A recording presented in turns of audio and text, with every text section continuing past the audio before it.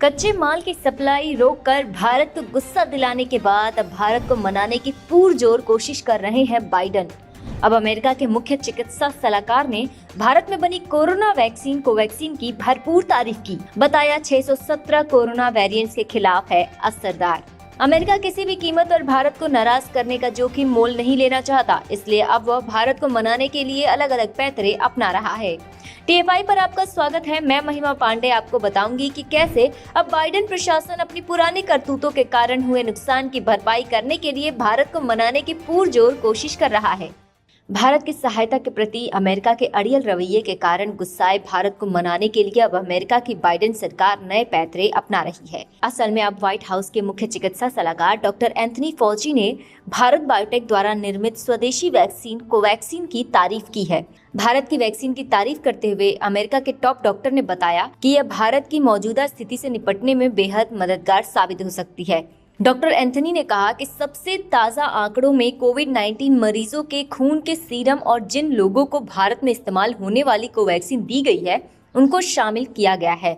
यह कोरोना के 617 वेरिएंट को बेअसर कर सकता है। आगे उन्होंने कहा, इसलिए भारत में हम जो मुश्किल हालात देख रहे हैं उसके बावजूद वैक्सीनेशन इसके खिलाफ बहुत प्रतिकारक हो सकता है। बता दें कि ट्रायल के परिणामों के बाद यह सामने आया था कि भारत बायोटेक की एफिकेसी 78% है और आज इसे सीरम इंस्टीट्यूट ऑफ इंडिया की कोविशील्ड के अलावा भारत में वैक्सीनेशन के लिए प्रयोग में लाया जा रहा है। बता दें कि पिछले सप्ताह ही अमेरिका ने भारत की सहायता के लिए वैक्सीन के निर्माण हेतु कच्चे माल के एक्सपोर्ट पर से प्रतिबंध हटाने से इनकार कर दिया था, जिसके बाद भारत में इसका पुरजोर विरोध देखने को मिला था। इसके बाद भारत के विदेश मंत्री एस जयशंकर ने एक ट्वीट कर सांकेतिक रूप से अमेरिका को इसके परिणाम भुगतने की धमकी दी थी। जयशंकर ने 24 अप्रैल को ट्वीट करते हुए लिखा था, आज मल्टीलैटरलिज्म और शांति प्रिय कूटनीति के अंतर्राष्ट्रीय दिवस पर मैं दुनिया की दो सबसे बड़ी चुनौतियों पर ध्यान केंद्रित करना चाहूंगा।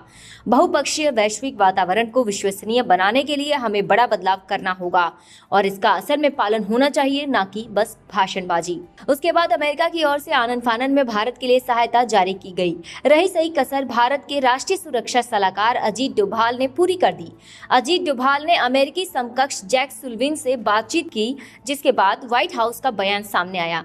जिस तरह से भारत ने अमेरिका में उस समय सहायता भेजी थी जब हमारे अस्पताल महामारी के शुरुआती दौर से जूझ रहे थे, इसी तरह अमेरिका भी जरूरत के इस समय में भारत की सहायता करने को प्रतिबद्ध है। इतना ही नहीं, व्हाइट हाउस ने आगे ऐलान किया था, भारत के फ्रंटलाइन वर्कर्स और कोविड-19 मरीजों की सहायता के मद्देनजर अमेरिका ने टेस्ट किट्स, वेंटिलेटर और PPE किट के अलावा अन्य उपकरण भारत को उपलब्ध कराने का निर्णय लिया है। अमेरिका ऑक्सीजन उत्पादन एवं संबंधित वस्तुओं की आपूर्ति भारत को तत्काल उपलब्ध कराने के विकल्पों पर काम कर रहा है। इसके साथ ही अमेरिका के राष्ट्रपति खुद सामने आकर भारत की सहायता करने की बात कह चुके हैं। I spoke at length with Modi, the Prime Minister.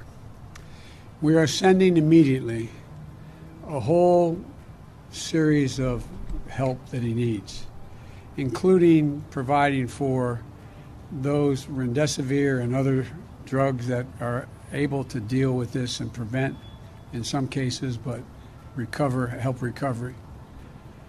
Secondly, we are sending the actual mechanical parts that are needed for the machinery they have to build a vaccine.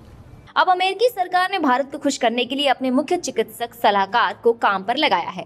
America किसी भी कीमत पर भारत को नाराज करने का जोखिम मोल नहीं लेना चाहता, क्योंकि उसके कारण बाइडेन अपने देश में लोकप्रियता खो सकते हैं।